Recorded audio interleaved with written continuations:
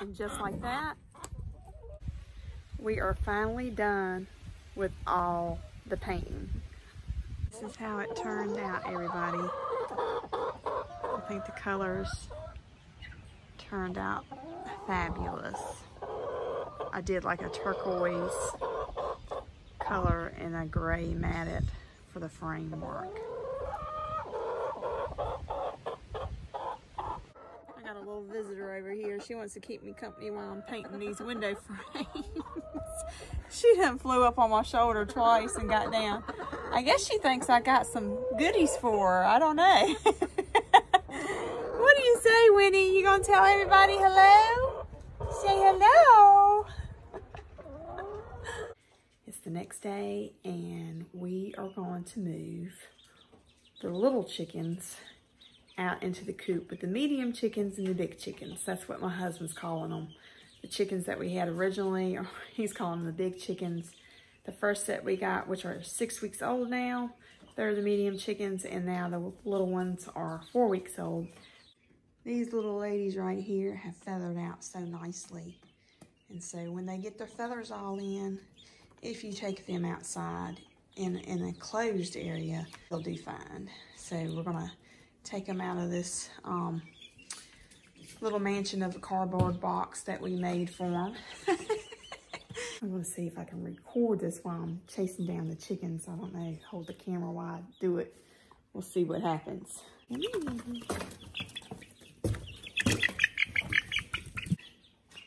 how beautiful the sapphire gem are. They're like a grayish white. They're beautiful birds.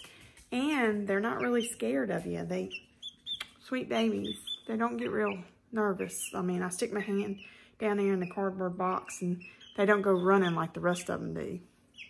Hey, girlie, let me put you in here. I'm gonna put the top on so that she won't try to hop out and the other dogs won't try to get her. I pulled my husband in on some building. He said he might not could build with wood, but he was very good with building with PVC piping and netting. So I got him to make this little blocker right here. It doesn't have any hinges. We just got it wedged in and we can wedge it in and out as we go. To turn that little corner of the chicken coop into a brooder. And that's where the 6 weeks middle chickens had been. They were 4 weeks when I put them in. So now these that I'm getting ready to put in are 4 weeks also. Put them in this little tote so I could carry them in, and I'm just gonna put them in here with these babies. And there might be some little friction there for a little bit, but they're only 2 weeks apart. The 6 weeks old, they might be trying to show their dominance to these 2 weeks chickens that are a little bit younger than them. Let me show you this. This is so cute. See if I can get the camera and flip it around. They're just all laid down in there, comfy and cozy. So I'm getting ready to go in and put them in there. All right, babies. So I'm just going to slide this out right here. Got it kind of tight at the top. Slide that out of it. I'm going to put these in there.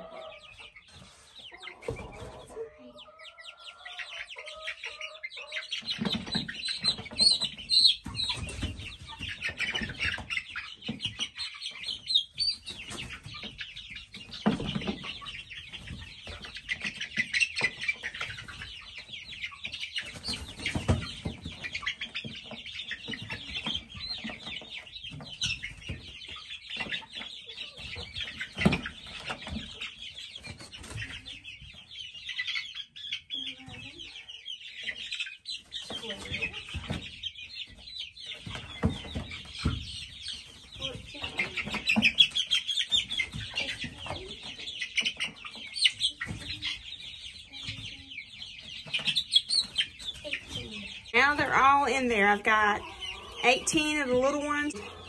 I got 6 of the 6 weeks old.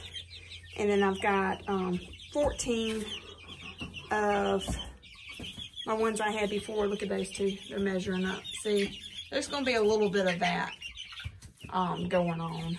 Total, I got 38 chickens in all. I would have had 40, but I had 2 pass on me.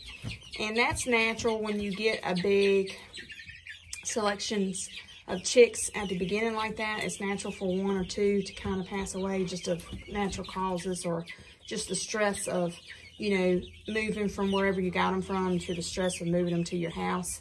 That's very normal. So after all of these birds grow up, there will be 38 of them. And just every year, I'll get more to add to the flock as I culling off the older ones. Like I was telling y'all before, once your chickens get over the 2-year mark, they don't lay as productive as they were when they're younger. And most of the time, you're just feeding them. You're not really getting much eggs. You might get 1 or 2 eggs, maybe 3 if you're lucky. And so most of the time, people culling them off and put them in the freezer and bring them to the table, and that is probably what we'll be doing. I know a lot of people don't agree with that, but you know, everybody has their choice of what they want to do, and I'm just thankful that the Lord has blessed me with the knowledge to do that and know where our food comes from, and respect these animals and take care of them as best as we can, and love them while we have them, and treat them good and feed them good, and then in return they do the same for us. I'll go down here and check and see if these lovely ladies have left me any eggs. I've got these milk crates out right now, and we just went and got something the other day that will do a little bit better. They tend to roost on these at night, and as you can tell, they poop in some of them, and I have to put new linen in daily because of that. So far, we got this girl right here on a box, and I'm gonna leave her alone because she's laying. These 2 boxes are the ones they fight over. They will lay in some of these other ones, just like she just hopped in there. But they prefer these 2 in the corner, and they'll fight over them. And that's the craziest thing, because you have a nesting box for 5 chickens. And I've got 1, 2, 3, 4, 5, 6, 7, 8, 9, 10 nesting boxes for 14 chickens. That's a plenty, and they always want to fight over them 2 right there. I don't know what it is. It's crazy. But let me go out this way and show y'all what we picked up the other night. So we picked up this gem the other day. It's a little rusty, but hey, it's going to serve its purpose. And you got the top on it, which is lovely because they won't be trying to roost on it. It's got a slant, so they can't roost on it. And inside, you have your nesting boxes, and they're divided, and they got the air holes where it's breathable. And up underneath this linen, it's just like it falls through. So if they do get any debris, it'll fall through or whatever. And then it's got this little ladder thing attached to it. Hop on that to hop into there. And on the back, it's got the little latches that we can attach it to the wall. We're going to be putting that in today and doing away with the milk crates. And we'll see how that goes. And I'm hoping also, there's Coco and Sammy. Y'all listening to Mommy? Yeah, you listen to Mama? I'm hoping as well that maybe that they will go ahead and use the roost instead of nesting on their nesting boxes, or, sleeping in puddles on the floor like the dogs do. They like puddle together and sleep together. There's Twilight. They're all investigating. They're like, what is this monstrosity out here that you have brought home? They all have to investigate. Look at these girls right here. They done dug a hole. That's where they like to dust bathe. Look at them. They love it. I'm going to get another kiddie pool in here as well and put some ash in it from the fire pit, and that'll give them somewhere to dust bathe as well. And that way, because they're starting to, I don't know if you can see it, the sun's really bright now, but right there and out there as well, they're starting to make some holes where they're sitting. I think mostly these right here, they're just sitting, like digging out and sitting where they can cool off a bit. Well, so far so good. They look like they're mingling pretty good. I'm gonna go and get their feeder and their watering bowl and put that in there so that they'll have plenty of feeders and plenty of watering to have access to. And look, I also want to show y'all this. I don't know if you can see it through the screen or not, but check out that Red Ranger. She is huge. Like, look at her. She's beside one of the 6 weeks old, and then like they're the little ones. And she's a huge chicken. I'm kind of curious to see how big her eggs is going to be. Let's see the Red Ranger. And this is 6 weeks. See how much bigger she is to her 6 week peers. And then these are the new babies. She's a big bird. They were right about the Red Rangers being really big. And these babies are over here saying, food, Mama's brought more food. But I'm gonna take this and slide it over. I'm gonna slide this watering over. Now come on over this way. Come on. Come on. Come on over this way. So I'm gonna put the other waterer over here. Now move. They're like, no mama, what are you doing over here? Alright, I need for y'all to get over here. Come on, over here. Over here. Over here. Have to move them. There you go. Thank you. I'm gonna move some of this linen out the way. Just gonna set these blocks. And I want to put a little bit of linen right there so it'll level it out. I'm gonna put these blocks right here. I'll put this other watering in here. I like to always lean it over a little bit so it can fill the bowl up a tad bit. It takes a few minutes. There we go, got a little water in there. And I gotta go back to the house and get some more blocks so I can put this one. I'll probably put the other feeder right here so I can keep the food relatively in the same area. So I always fill up one of these. Sorry, my allergies.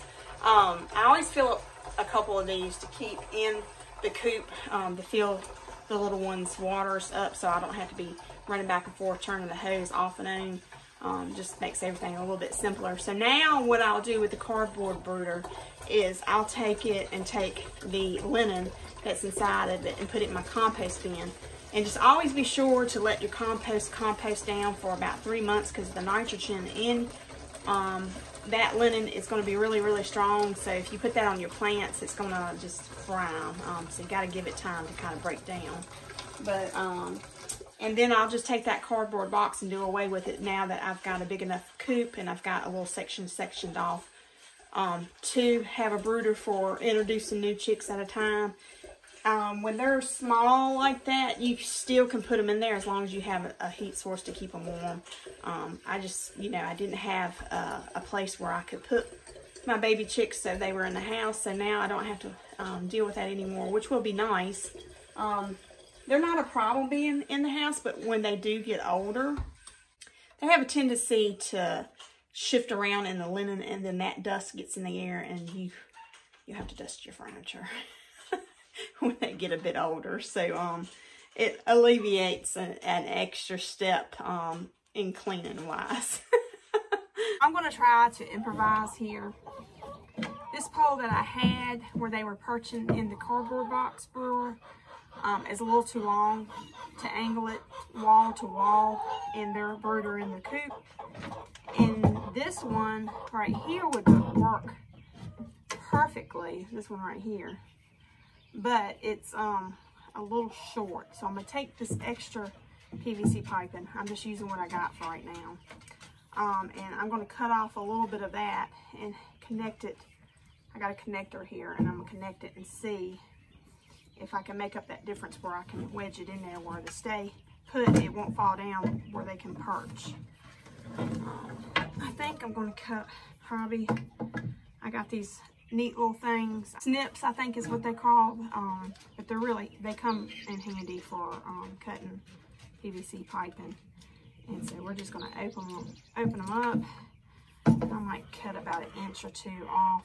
I think I'm gonna go with maybe my eyeball it. I'm gonna do about 2 inches. And basically you just put this on here and you just hear that clicking sound, and it just gets tighter and tighter, and it cuts.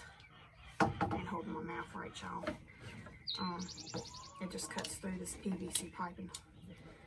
Which I think this thing is, oh, there it goes. It popped. I put my Hummingbird feeders up too, waiting on my hummingbirds to come in. This is about the time they come in. I usually do like 4 cups of water and 1 cup of sugar and dissolve it once it gets hot and let it cool and put it in there. I don't like to add anything else to my hummingbird feed because, you know, some of that stuff can be detrimental to the hummingbirds and kill them. And I don't want to do that. I want them to be able to come back year after year. All right, let's go in the coop and check this out and see if this is going to work. Okay, so this ought to work. I got it wedged in between them 2 boards over there, and it's wedged into the corner of this wall. And it'll give them a little bit of something to perch on if they feel inclined to. I'm hoping that they will. Like I told you, my older chickens, they were crazy chickens. They never did want to perch just on the nesting boxes. And they've always puddled in the floor like puppy dogs. And so we're hoping we can get them, been still working on them, trying to get them to roost on the actual roost that we build them. They've always had a roost available to them, but I don't know what the dealio is. So once we get that other nesting box in here and on the wall and take away them milk crates at the bottom, it might persuade them.